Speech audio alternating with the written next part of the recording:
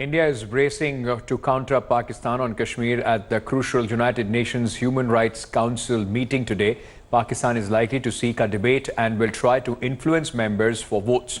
Foreign Minister Shah Mahmood Qureshi will lead Pakistan's charge and would try to move a resolution before 19 September. Meanwhile, India has drawn a detailed plan to counter Pakistan at the UNHRC. India will have a secretary-level officer leading the delegation and will be assisted by India's ambassador in United Nations in Geneva, Rajiv Kumar Chandra, and India's High Commissioner to Pakistan, recent High Commissioner to Pakistan, Ajay Bisaria. India is prepared to present a counter-offensive to put Islamabad on test regarding human rights situation in Pakistan, atrocities against minorities, blasphemy laws and atrocities in Pakistan-occupied Kashmir will be the centre focus.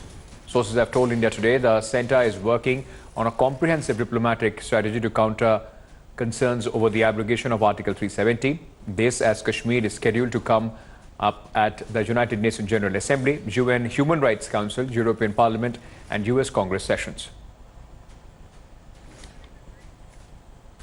Our national position was and remains that matters related to Article 370 of the Indian Constitution are entirely an internal matter of India.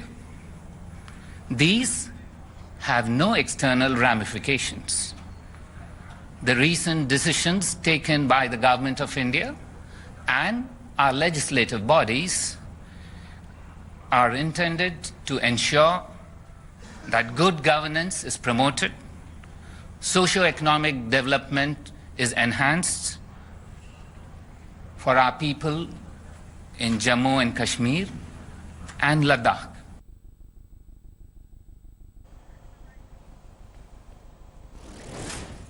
Now, Pakistan, though, will try and create a lot of hysteria around Kashmir, but they were embarrassed by one of their own. Pakistan ICJ lawyer Khabar Qureshi embarrassed Imran Khan government, saying that they don't have a strong case against India when it comes to Kashmir. Let me go across first to Senior Executive Editor Gaurav Sawant, who's joining us with more details on this. Gaurav, now for India, as we're just telling our viewers about a comprehensive strategy which the country is going to employ not only at the United Nations Human Rights Council but also for other countries as well. The key point would be to expose the sham Pakistan speaks about the human rights violations in Kashmir.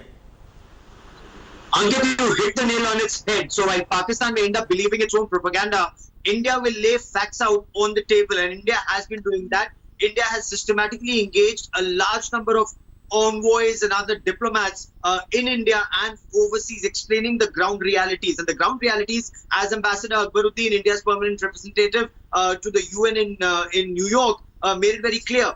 Abrogation of sections of Article 370 is India's internal affairs. Pakistan has no bearing. And then India intends to take the battle right into Pakistan's camp by exposing atrocities by Pakistan in Pakistan-occupied Kashmir and other parts of Pakistan, including in Balochistan. And that is where Pakistan is on a very weak wicket. So this is where India has a very clear plan. And it's not just India. There are other human rights activists and bodies who will expose Pakistan's actions in Pakistan-occupied Kashmir and elsewhere. And Ankit, as you well know, there were certain restrictions that were put in place, keeping in mind Pakistan's state-sponsored terror in Jammu and Kashmir. But at least in Jammu and in Ladakh, a large number of restrictions have been removed. In Kashmir, certain restrictions still remain, but a lot have been eased, according to the government. Stay on with me, Gaurav. Let me also bring in Foreign Affairs Editor India Today, Geeta Mohan, who is joining us with more details on this. Geeta, there have been, despite overwhelming support for India on the abrogation of Article 370, there have been a few countries which have raised some concerns about the clampdown in Jammu and Kashmir. It's day 35th. How is India going to counter those concerns?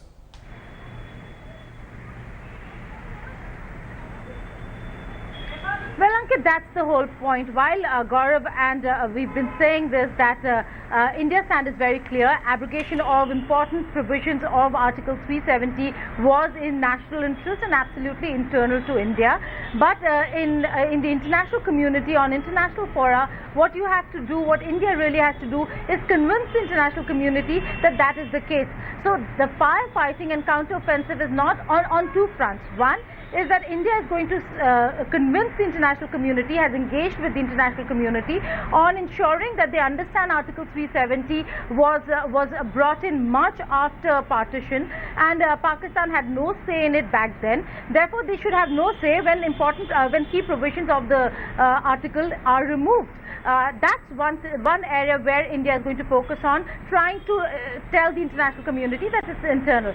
Second is the counter-offensive. While Pakistan is going to try to move a resolution on Kashmir amounting to a vote, India is also going to raise the issue of human rights violations within Pakistan, in Pakistan-occupied Kashmir, the move by Pakistan to separate Gilgit-Baltistan from from within Pakistan-occupied Kashmir, which is violative of the spirit of all agreements between India and Pakistan. So these are areas, and of course the violations of human rights of the minorities in Pakistan. Yes, also the Geeta.